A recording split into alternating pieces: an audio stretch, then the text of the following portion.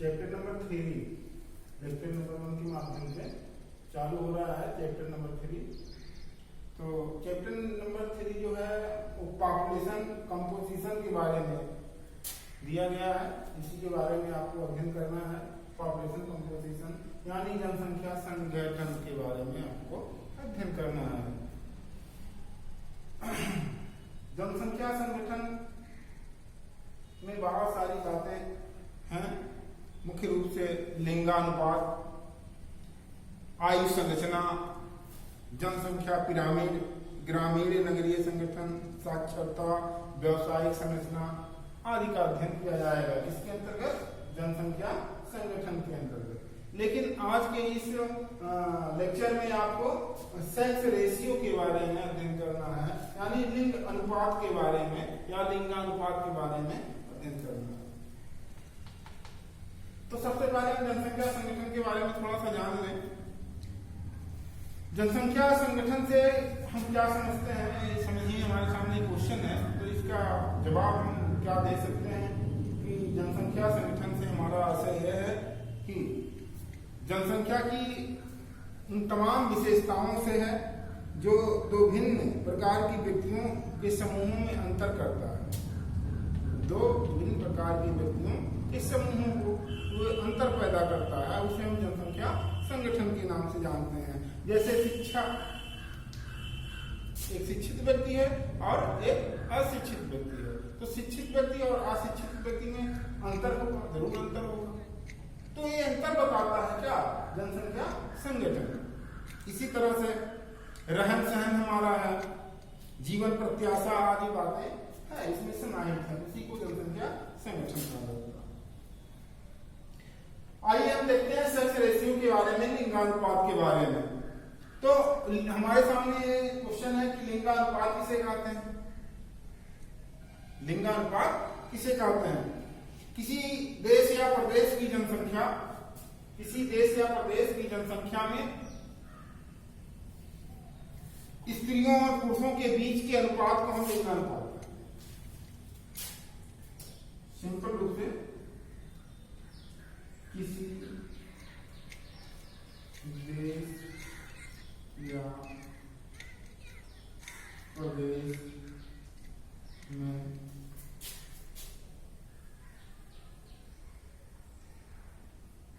स्त्रियों एवं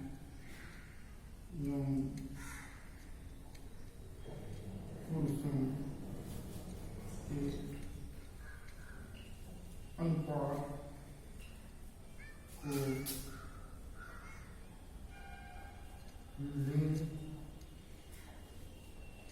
के अनुपात को लिंग अनुपात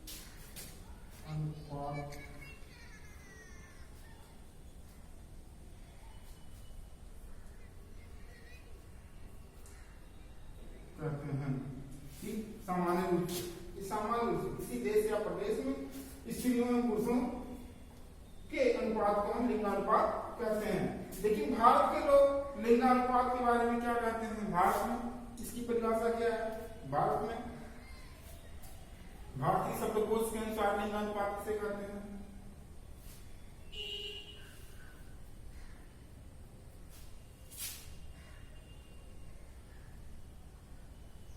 किसी क्षेत्र विशेष में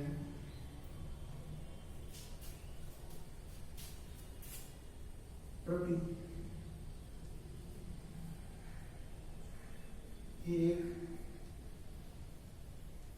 1,000 पुरुषों के पीछे पाई जाने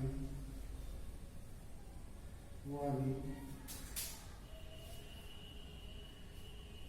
स्त्रियों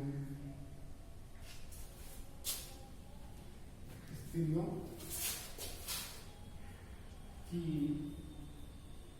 संख्या को लिंग अनुपात कहते हैं। देखिए सेक्स रेशियो, लिंगानुपात, ये सामान्य रूप से हम जानते हैं कि किसी देश या प्रदेश में स्त्रियों एवं पुरुषों के अनुपात को लिंगानुपात कहते हैं सामान्य रूप से। लेकिन अगर भारत के संदर्भ में हम लिंगानुपात का अध्ययन करते हैं तो हम कहते हैं कि किसी क्षेत्र विशेष में प्रति 1000 पुरुषों के पीछे पाई जाने वाली स्त्रियों की संख्या को लिंगानुपात कहते हैं। ये भारत के परिप्रेक्ष्य में हो गया, लेकिन भारत के अलावा अन्य देशों में इसी लिंगानुपात को कैसे हम व्यक्त करते हैं? इसमें कहा जाता है कि किसी क्षेत्र विशेष में प्रति 1000 स्त्रियों के पीछे पाए जाने वाले पुरुषों की संख्या को लिंगानुपात कहते हैं। भारत में क्या हो रहा है कि प्रति 1000 पुरुषों के पीछे स्त्रियों की संख्या, और अन्य देशों में क्या हो रहा है दूसरे देश में कि प्रति 1000 स्त्रियों के पीछे पुरुषों की संख्या को लिंगानुपात।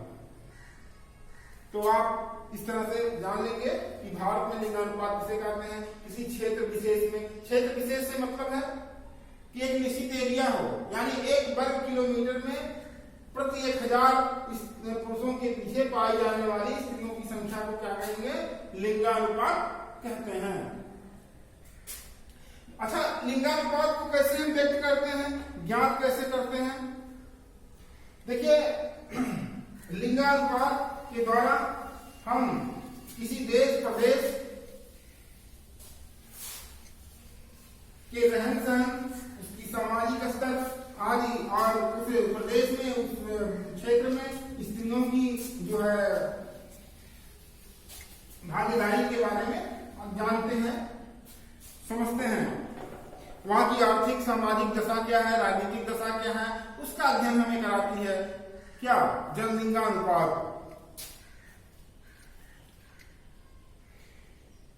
लिंगानुपात से किसी देश में स्त्रियों के संबंध में हम महत्वपूर्ण सूचना भी प्राप्त कर सकते हैं।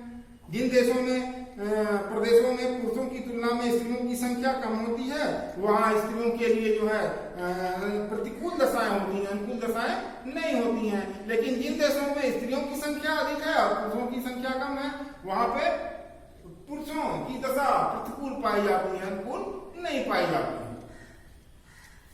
तो इस तरह से लिंगानुपात है। लिंगानुपात कैसे हम निकालते हैं, उसका रेशियो कैसे हम निकालेंगे, ये हमारे सामने क्वेश्चन है। तो लिंगानुपात का एक सूत्र है, उसके द्वारा हम किसी देश प्रदेश, किसी विशेष शहर का हम लिंगानुपात ज्ञात कर सकते हैं। तो लिंगानुपात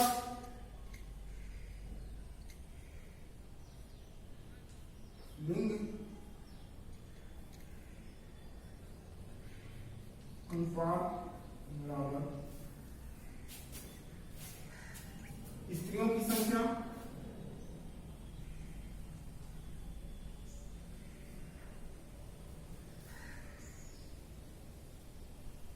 बटे पुरुषों की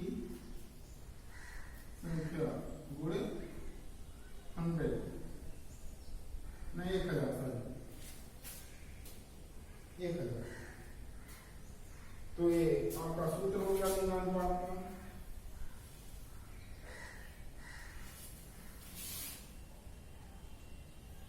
बहुत बार परीक्षा में पूछता है, छोटे क्वेश्चन के रूप में पूछता है कि लिंगानुपात कैसे आप निकालेंगे, लिंगानुपात का सूत्र क्या होगा। ये लिंगानुपात का सूत्र है।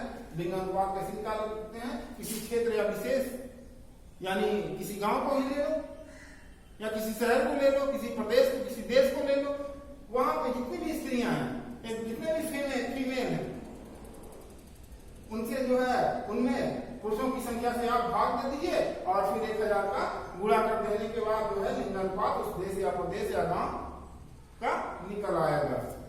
तो इस तरह से हम रेशियो निकालते हैं लिंगानुपात का। तो ये है। इसके बाद हम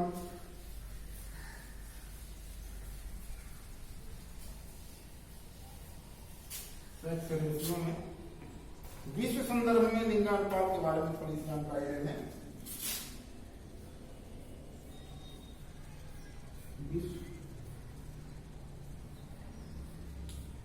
संदर्भ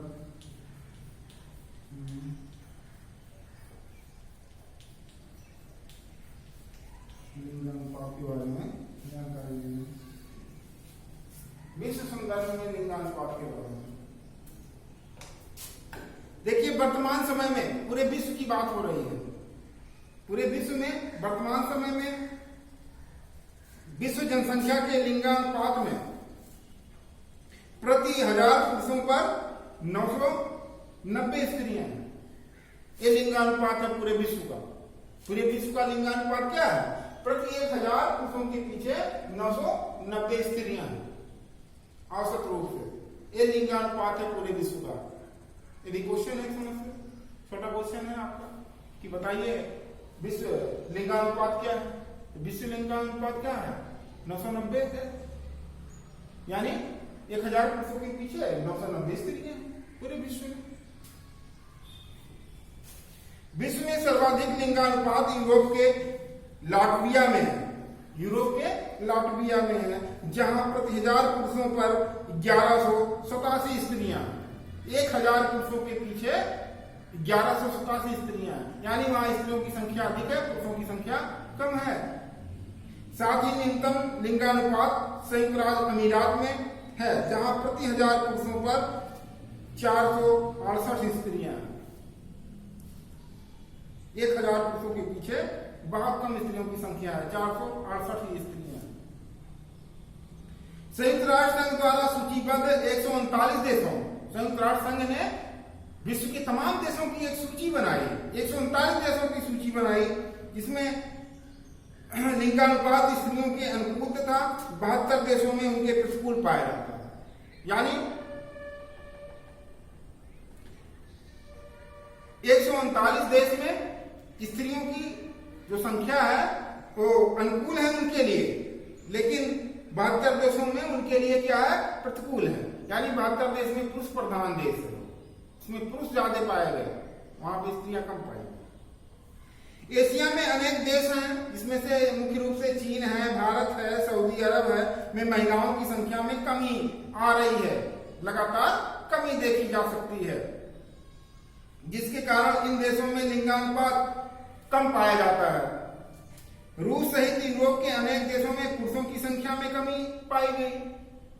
रूस महाद्वीप, यूरोप महाद्वीप में पुरुषों की संख्या कम है, स्त्रियों की संख्या ज्यादा है। लेकिन भारत हुआ, चीन हुआ, सऊदी अरब हुआ, यहाँ पुरुषों की संख्या अधिक है, स्त्रियों की संख्या कम है, जिसके कारण विश्व में विभिन्न भागों में पुरुषों का उत्प्रवास होना तथा महिलाओं की अच्छी स्थिति का होना प्रतीत होता है।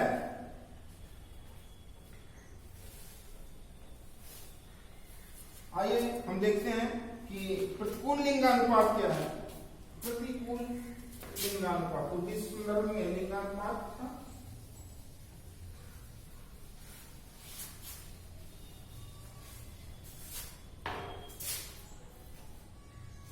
प्रतिकूल लिंगानुपात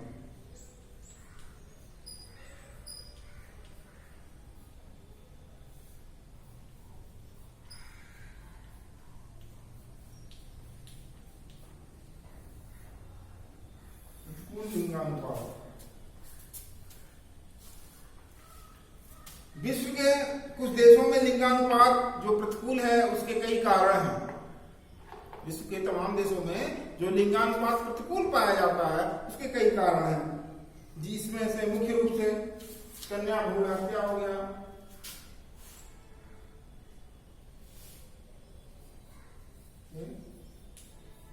कारण यहां तक कर लीजिए, कारण भी बता दीजिए।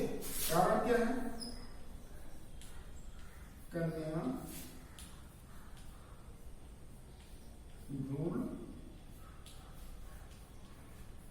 हत्या। और क्या है? कन्या भ्रूण हत्या, स्त्रियों के प्रति घरेलू हिंसा,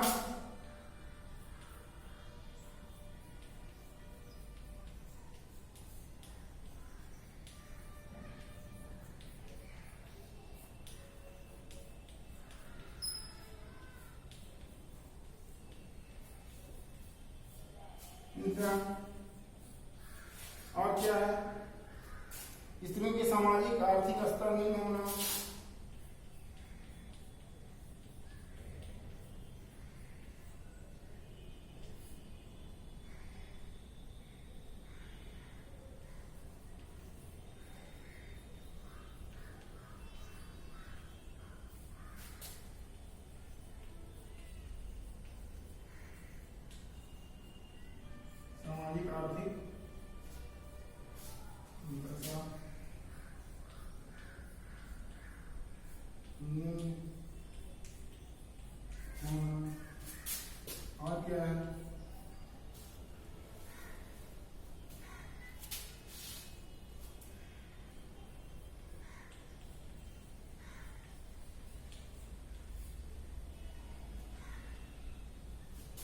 लड़कियों के भेदभाव। प्रतिकूल लिंगानुपात का कारण क्या है? कन्या भ्रूण हत्या। कन्या भ्रूण हत्या, कन्याओं को जो है आज समाज में जो है कम जो है महत्वपूर्ण, उनको नहीं महत्व दिया जाता है, इसलिए जो है कन्याओं को गर्भ में ही मार देने का काम चल रहा है, इसलिए उनके लिए क्या है? प्रतिकूल ही है। तो जिन देशों में, जिन प्रदेशों में कन्या भ्रूण हत्याएं हो रही हैं, वहां प्रतिकूल लिंगानुपात है स्त्रियों की। और क्या है? स्त्रियों के प्रति घरेलू हिंसा, आज जो है दहेज के लोभी और तमाम कारणों के द्वारा जो है स्त्रियों को प्रताड़ित किया जाता है, घरेलू हिंसा, उनको ताना बाना और तमाम चीजें सुनाते हैं लोग। सामाजिक ये अशिक्षा ही है। तो प्रतिकूल लिंगानुपात के स्त्रियों की जो दशा है घरेलू हिंसा होने का कारण है। स्त्रियों की सामाजिक आर्थिक दशा निम्न है, समाज में उनको जो है बराबर भागीदारी नहीं मिल रही है, इसलिए जो है उनका आज जो है स्तर गिरता जा रहा है और प्रतिकूल लिंगानुपात का कारण बन गया। लड़कियों और लड़कों के साथ भेदभाव। लड़कियों के साथ अक्सर भेदभाव किया गया। अगर किसी परिवार में फर्स्ट लड़की हो गई तो उसका लालन पालन उतना बढ़िया से उसकी पढ़ाई लिखाई पर ध्यान नहीं दिया गया, लेकिन लड़का उसके बाद दूसरे नंबर पे अगर उस परिवार में आया तो उसका देखो कितने बढ़िया से लालन पालन हुआ, पढ़ाई लिखाई पे ध्यान दिया जा रहा है। तो इस तरह से लड़कियों के साथ भेदभाव भी अपनाया जाता है, जो प्रतिकूल लिंगानुपात का मुख्य कारण बनता है। तो आज की क्लास में बस इतना ही। अगले क्लास में आपको और चीजें बताई जाएंगी इस चैप्टर में। तो आज के लिए बस इतना ही। Thank you.